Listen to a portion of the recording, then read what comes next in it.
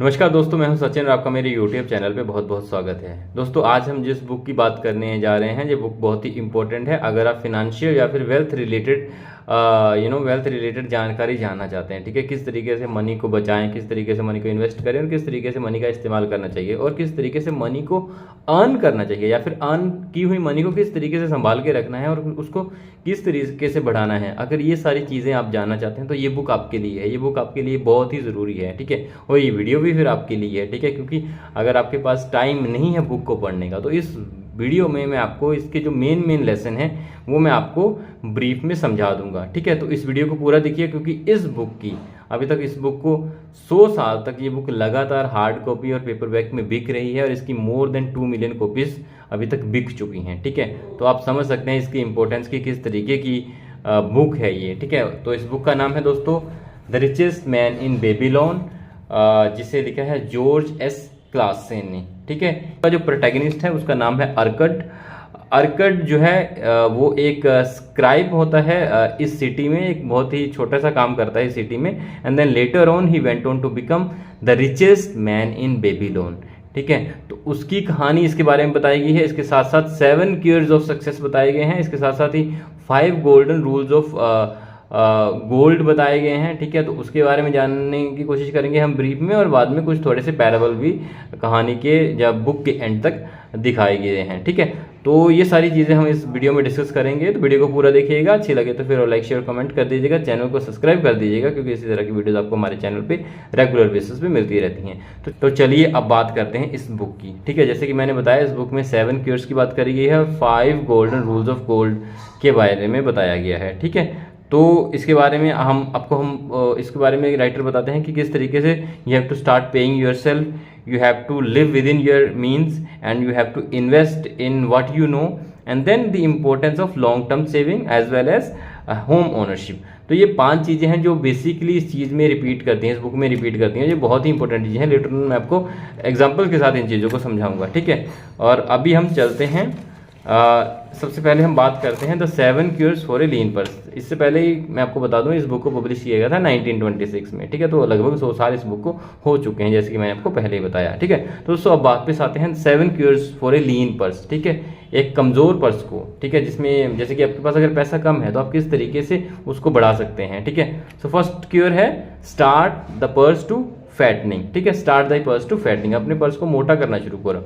अब उसको आप किस तरीके से कर सकते हो। ठीक है, मान लो आप 10 रुपये कमा रहे हो तो उसमें आप ऐसा करो कि 1 रुपया अपने के लिए रख लो। ठीक है, बाकी 9 रुपये आप नॉर्मल खर्चे के लिए रखो। ठीक है, पहले तो आप सारे 10 के 10 उड़ा रहे थे ना, अभी आपने क्या करना है 1 रुपया अपने लिए साइड में रख देना है। ठीक है, इतना ही करना है आपने। अगर 100 रुपये कमा रहे हो तो आपने 10 रुपये अपने लिए रख लेने हैं। ठीक है, तो 1/10 जो भी है आपकी इनकम जो भी है उसका 1/10 हिस्सा आपने कम से कम अपने लिए रखना है। इससे ज़्यादा भी रख सकते हैं लेकिन इससे कम से कम 1/10 हिस्सा तो आपने अपने लिए रखना है। ठीक है, तो पहला क्योर आपने, पहला जो कारण जो है वो आपने ये करना है। ठीक है, the second cure is control the expenditure. ठीक है, तो आपने अपने जो खर्चे हैं उसको थोड़ा कंट्रोल करना है। मतलब कहते हैं ना कि चादर देख के ही पैर फैलाने चाहिए, तो उस तरीके से उसी कहावत को ही आपने फॉलो करना है। ठीक है, अपने कंट्रोल को, अपने जो एक्सपेंडिचर है उनको थोड़ा कंट्रोल करना है, कम करने की कोशिश करनी है। ठीक है, क्योंकि जब आप 1 रुपये अपने लिए रखोगे ना तो थोड़ा सा आपको खर्चों पे कंट्रोल करना पड़ेगा और खर्चों पे कंट्रोल कर ही सकते हैं। ठीक है, लग्जरी आइटम नहीं खरीदनी है आपने, जो ज़रूरत वाली आइटम्स है वही खरीदनी है शुरू में। Later on you can have it, but जब तक आपके पास थोड़ा पैसा कम है तब तक आपने लग्जरी आइटम नहीं खरीदनी है। ठीक है, जब तक आप अफोर्ड नहीं कर सकते हो। ऐसा नहीं है कि आप लग्जरी आइटम खरीद रहे हो एंड देन उसकी आप बाद में किस्तें दिए जा रहे हो। ठीक है, तो ये चीज़ सही नहीं है। This is not a good financial advice. ठीक है, तो ये आपने नहीं करना है कि गाड़ी ले ली है और गाड़ी चलाने की आपकी वो है नहीं है, तेल डलवाने की औकात है नहीं है। तो उस तरीके से उस चीज़ को आपने ध्यान में रखना है कि जो चीज़ आप अफोर्ड नहीं कर सकते उसको मत लो। ठीक है, लग्जरी आइटम मत लो जब तक कि आपका पर्स अलाउ ना करे। ठीक है, तो एक्सपेंडिचर को कंट्रोल करना है। The third care is make Dai gold multiply. ठीक है, अब आपने क्या करना है, जो आपने 1 रुपये अपने लिए सेव कर रहे हो ना, जब 1/10 हिस्सा जो अपनी इन कमाई का सेव कर रहे हो उसको आप इन्वेस्ट करो। ऐसी जगह इन्वेस्ट करो यहाँ पे कि यहाँ की आपको जिस सब्जेक्ट की आपको नॉलेज है। ठीक है, और ज़्यादा कम से कम रिस्क लेके इन्वेस्ट करना है। ठीक है, तो उस तरीके से आप जो अपना जो गोल्ड होगा, आपका जो पैसा होगा उसको आप मल्टीप्लाई कर सकते हो। ठीक है, तो इस चीज़ का आपने ध्यान रखना है। The fourth cure is guard the treasures from loss. अब देखो, जैसे कि मैंने आपको पहले ही बताया, थर्ड क्योर में मैंने आपको क्लियर कर दिया था कि आपने जहाँ पे भी इन्वेस्ट करना है सोच समझ के इन्वेस्ट करना है। ठीक है, अपना जो पैसा है उसको आपने जो है लॉस होने से बचाना है, ठीक है। इस कहानी के जो मेन प्रोटैगनिस्ट हैं, उन्होंने ऐसे ही शुरू में इन्वेस्ट कर दिया था कि एक ऐसी जगह पे जहाँ पे उनको ज़्यादा ज्ञान नहीं था, ठीक है। तो उस तरीके से उनका सारा पैसा डूब गया था। आपने ये गलती नहीं करनी है, आपने वहीं पे इन्वेस्ट करना है जहाँ की आपको नॉलेज है। और जहाँ पे भी यहीं कहीं जिस किसी इन्वेस्टमेंट में भी आपको लग रहा है कि रिस्क है थोड़ा सा, तो वो रिस्क नहीं लेना है आपने शुरू में सेफली खेलना है। बाद में जब आपके पास ज़्यादा पैसा आ जाए तो फिर आप रिस्क ले सकते हैं, शुरू में आपने रिस्क नहीं लेना है, ठीक है। So the fifth cure is make of the dwelling A profitable investment, ठीक है। तो जो भी, जैसे कि मैंने आपको बताया, जो भी आप जिस चीज़ को भी आप इन्वेस्ट कर रहे हो उसको प्रॉफिट में लेके आना है, ठीक है। रिस्क नहीं लेना है, या फिर रिस्केबल जो भी चीज़ें हैं उसका आपने ध्यान रखना है, ठीक है। तो ये चीज़ें आपको ध्यान में रखनी पड़ेंगी।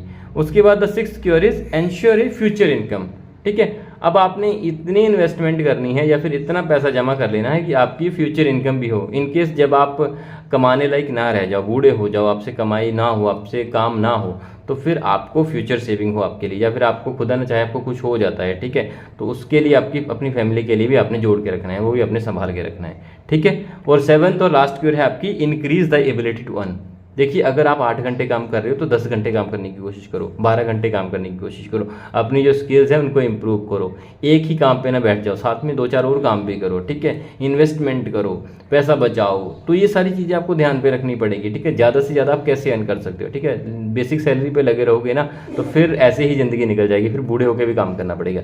लेकिन अगर साथ साथ में सेविंग करोगे, साथ साथ में कोई और नई स्किल सीखोगे, साथ साथ में कुछ और नया सीखोगे, कुछ और काम करोगे, 8 घंटे की जगह 12 घंटा काम करना शुरू कर दोगे, तो इस तरीके से you can improve your skills as well as your money, ठीक है। तो आप अपने जो पैसा है उसको ज़्यादा कमा सकते हो, ठीक है। तो ये थे 7 क्योर्स जो आपने ध्यान में रखने हैं, ठीक है, पैसा जोड़ने के लिए। अब next is the 5 laws of gold. अब गोल्ड के 5 नियम हैं जो आपको फॉलो करने पड़ेंगे, ठीक है। द फर्स्ट गोल इज कि आपको 1/10 अपनी सैलरी का संभाल के रखना है, ठीक है, और उसको कहीं ना कहीं इन्वेस्ट कर देना है। इस चीज़ का ध्यान रखना है आपने। ये बेसिकली आपका जो फर्स्ट क्योर था उससे मिलता जुलता ही है। The second law of gold is it is exactly like the third cure, जिसमें कि आपको जो अपना पैसा है उसको मल्टीप्लाई करना है, गोल्ड को मल्टीप्लाई करना है, ठीक है। इन्वेस्ट करना है एंड देन इन्वेस्ट अच्छी जगह पे करना है जहाँ के भी कि आपका पैसा बढ़ जाए, ठीक है। ऐसे ही खड़ा ना रहे उस जगह पे, ठीक है।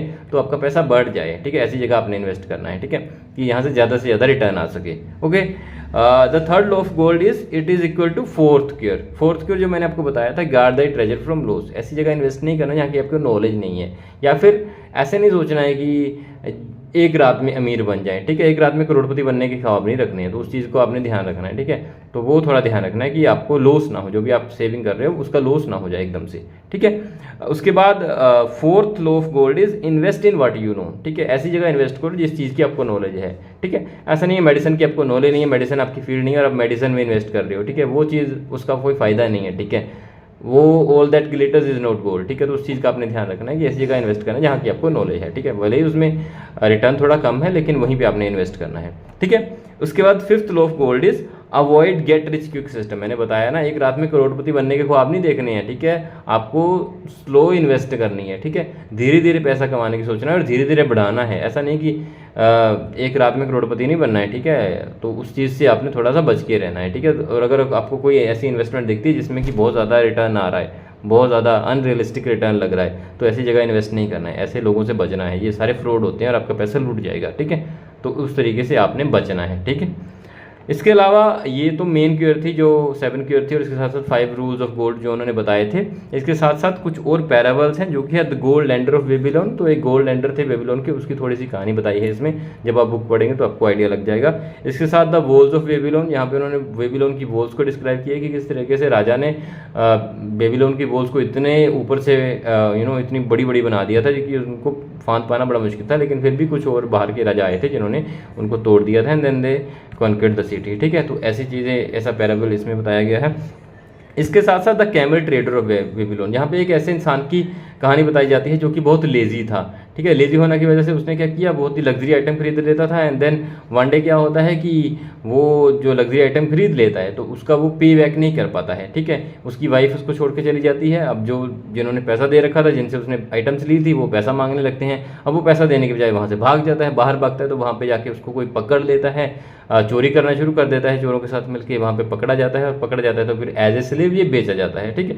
वहाँ पे ये कैमल ट्रेडर के साथ काम करने लग जाता है, क्योंकि उसका ही ये स्लेव था। एंड वन डे इसको क्या होता है, वहाँ से भागने का मौका मिलता है कैमल्स को लेकर, तो 2 कैमल वहाँ से चुरा के भाग जाता है, एंड देन अपने वापस शहर बेबीलोन में आ जाता है। यहाँ के पे कीजिए, ये दोनों वहाँ के लोगों के पास जाता है, उनसे माफ़ी मांगता है और उनको बोलता है कि मैं आपका जो पैसा है वो लौटा दूंगा, लेकिन धीरे धीरे लौटाऊंगा, ठीक है। फिर ये एक रूल अपनाता है। इसमें ये क्या करता है कि 1/10 अपने लिए रखता है, 2/10 जो है वो लेंडर जो भी थे उनको बांट के बराबर दे देता है सभी को हर महीने, और बाकी का पैसा अपने नॉर्मल एक्सपेंडिचर के लिए रख देता है। इसकी वाइफ इसके पास वापस आ जाती है, और कुछ लोग इससे नाराज़ होते हैं जो कि जिन्होंने इससे पैसा लेना था, लेकिन बाकी ज़्यादातर लोग ये मान जाते हैं इसी के लिए, ठीक है। और जो नाराज़ भी थे वो भी लेटर ऑन ठीक हो जाते हैं। This is how he paid all his money, ठीक है। तो अगर आप भी किसी फाइनेंशियल आपने कर्जा ले रखा है तो आप इस टेक्निक को अपना सकते हैं, ठीक है। 1/10 अपने लिए रखें, 2/10 बांट दें सभी को, और बाकी का अपने जो 7/10 है वो फिर आपने नॉर्मल एक्सपेंडिचर के लिए उसमें आपने खर्चा चलाना है। देखिए आप पहले पूरे 10th में आप खर्चा चला रहे थे, वहाँ पे यहाँ पे आपने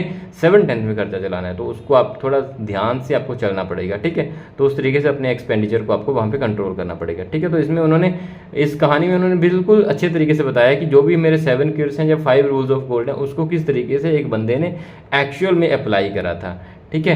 तो ये कहानी पढ़ के आपको वहाँ पे आपको अच्छी नॉलेज मिल जाएगी, ठीक है। उसके बाद एक और चैप्टर आता है जिसमें 5 बेबीलोन टैबलेट्स के बारे में बताता है, जो कि मैंने आपको अभी एक कहानी सुनाई ना, इसी में से 5 बेबीलोन टैबलेट्स निकलते हैं। तो जो जो लर्निंग उस बंदे ने सीखी थी अपनी लाइफ से, वो उसने इन 5 बेबीलोन टैबलेट्स में बताई गई हैं, ठीक है। और एक बात के हिस्टोरियन जो थे, ठीक है, उन्होंने इस इन टैबलेट को ढूंढा था, और उन्होंने इस जो भी उसकी लाइफ से जो सीखें थी उनको हमारे तक पहुंचाया था, ठीक है।